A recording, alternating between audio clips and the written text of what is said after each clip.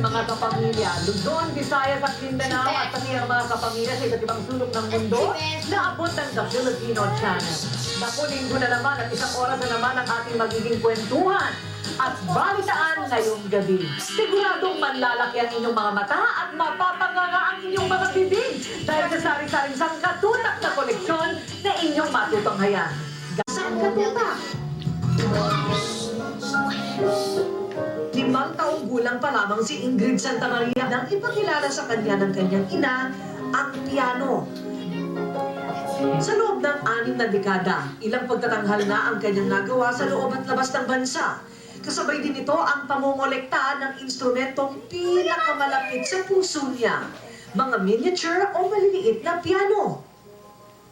Pagbiyahe namin sa LA, ng asawa ko at ako, nakita ko ito isang maliit na piano at gusto ko at binili ko yung isa. Binili ng asawa ko para sa akin.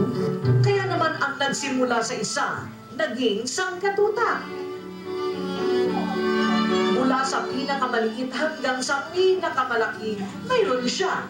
Mayroong kulay itim, kulay pink, may gawa sa kahoy, bakal, salamin, Swarovski crystals, at liadro, isang sikat, dekalidad at pinong porselana gawa pa sa Espanya.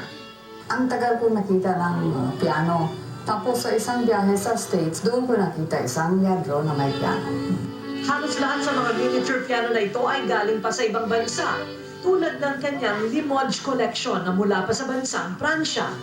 Pero sa lahat ng mga ito, ang Capo di Monte collection, porselanang galing pang bansang Italia, ang kanyang pinakapaborito at ito rin ang pinakamahal. Bawat isa ay nagkakahalaga ng lagpas $2,000 lang naman o halos $100,000 piso.